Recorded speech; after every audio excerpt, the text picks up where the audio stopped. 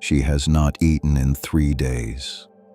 Now Esther stands in the inner court of the Persian palace at Susa, dressed in her royal robes, facing a curtain she has no right to pass. Beyond it sits King Ahasuerus, the most powerful man on earth, and she has not been summoned. Persian law is absolute on this point. Anyone who enters the king's inner court uninvited is put to death.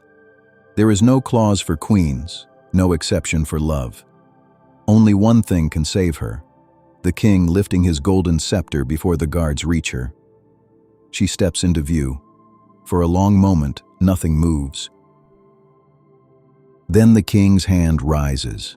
The scepter extends, and the fate of an empire's entire Jewish population, scattered across 127 provinces, shifts on the strength of one woman's nerve. This is Bible Stories Unearthed, where we retell the narratives of Scripture alongside the history, archaeology, and ancient world that give them their full weight. Today, the story of Esther, the Jewish exile who became Queen of Persia and risked her life to stop a massacre before it began. By the 5th century BC, the Persian Empire was the largest the world had ever seen. Founded by Cyrus the Great and expanded by his successors, the Achaemenid Empire stretched from the Indus River in the east to the edges of Greece and Ethiopia in the west, a sprawl of cultures, languages, and peoples held together by an extraordinary system of government. The empire was divided into provinces, overseen by officials called satraps, and connected by royal roads and relay messengers so efficient that word could cross thousands of miles in days. At the center of it all sat the king, who ruled from a rotation of capital cities. Susa, in the lowlands of what is now southwestern Iran, served as the empire's administrative and winter capital, a city built around a glittering royal palace decorated with glazed brick friezes of lions and armed soldiers. Day to day, the empire ran on paperwork. Aramaic had become the common administrative language, used by officials from Egypt to India, and royal decrees were written, sealed, and copied for dispatch to every province by courier. Among the many peoples of this empire were the Jewish exiles, descendants of those carried from Jerusalem to Babylon more than a century earlier. When Persia conquered Babylon, these exiles came under Persian rule. Some returned home to Judea, encouraged by earlier Persian kings who allowed subject peoples to maintain their own customs and worship. Many others stayed, building lives across the empire, including, the Bible tells us, in the royal city of Susa itself, right at the heart of imperial power, where a Jewish identity could be kept quietly hidden in plain sight. The story begins with a king's wounded pride.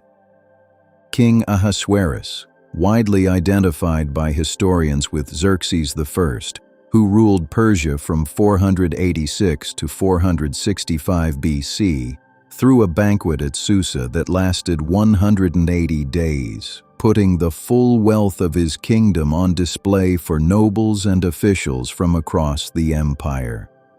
At the height of the celebration, drunk on wine and his own grandeur, the king summoned Queen Vashti to display her beauty before his guests.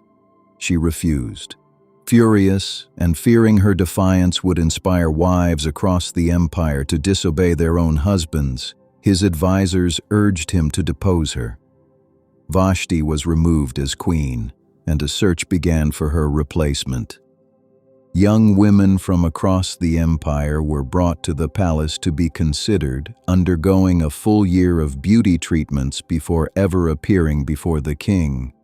6 months with oil of myrrh, the text says, and 6 more with perfumes and cosmetics. Among them was a Jewish orphan named Hadassah, raised by her older cousin Mordecai after the deaths of her parents. History knows her by her Persian name, Esther.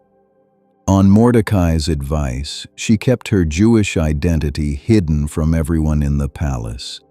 After her preparations were complete, she was brought before the king, and out of every woman in the empire, Ahasuerus chose her as his new queen, crowning her in the 7th year of his reign. That timing places her coronation around 479 BC, just after Xerxes returned from his catastrophic military campaign against Greece. A detail the Bible does not dwell on, but one that fits neatly into what is independently known of his reign. She now sat at the center of the most powerful court on earth, and almost no one there knew who she truly was. Not long after, Mordecai uncovered a plot. 2 of the king's guards were conspiring to assassinate Ahasuerus. Mordecai reported it through Esther. The plot was investigated and confirmed, and the conspirators were executed. The event was recorded in the royal chronicles, and then, in the way of bureaucracies ancient and modern, quietly forgotten. Mordecai's loyalty went unrewarded. It would matter again later, though no one knew that yet. Meanwhile, a man named Haman rose to the highest position in the court beneath the king himself, a role roughly equivalent to a grand vizier. Every official was required to bow before him. Mordecai refused. The text identifies Mordecai as a descendant of the tribe of Benjamin and Haman as an Agagite, a designation that, to its original audience, recalled an old and bitter conflict between the Israelites and an Amalekite king generations earlier. Whatever the precise reason, Mordecai's refusal enraged Haman, and that anger did not stay personal for long. Learning that Mordecai was a Jew, Haman decided that killing one man was not enough. He resolved to destroy every Jewish person in the empire. To set the date, Haman cast the pur, a lot, likely a small marked object used the way dice are used today, to determine an auspicious day. It fell on the 13th day of the month of Adar, nearly a year away. Haman then went to the king with a proposal. A certain people, scattered through the provinces, kept different customs and did not obey the king's laws. They should be destroyed, he said, and he offered an enormous sum of silver to the royal treasury to make it happen. Ahasuerus, without asking who this people were, agreed.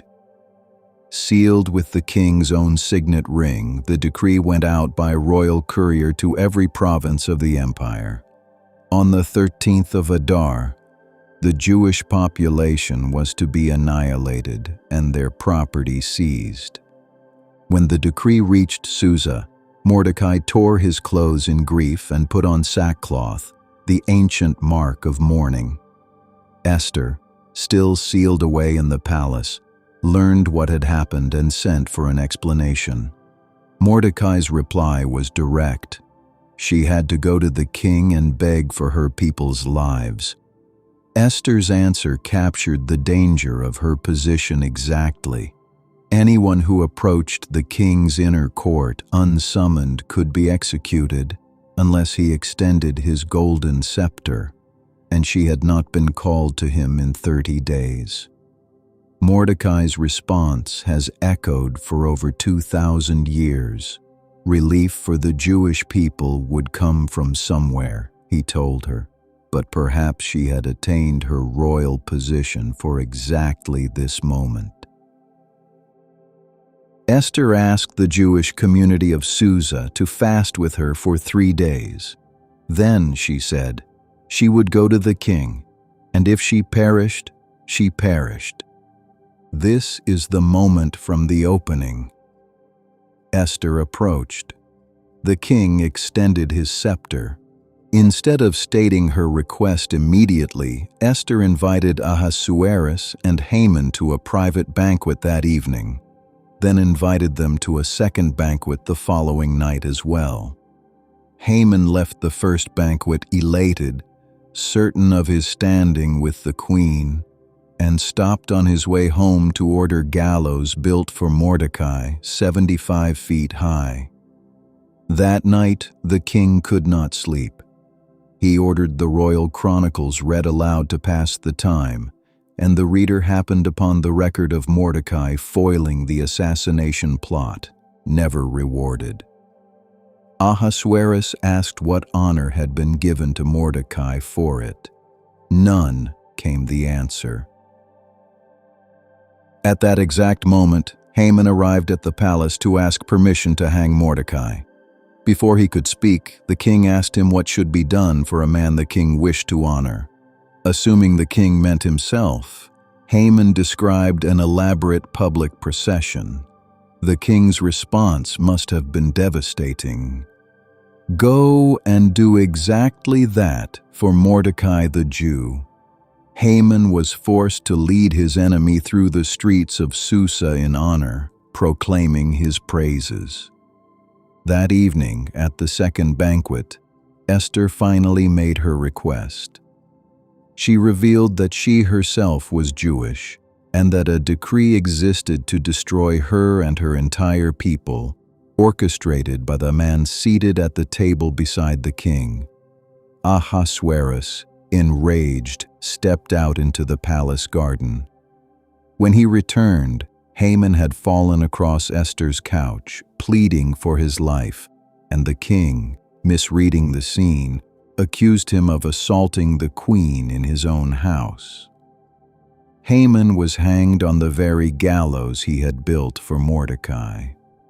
But a royal decree sealed with the king's signet could not simply be cancelled.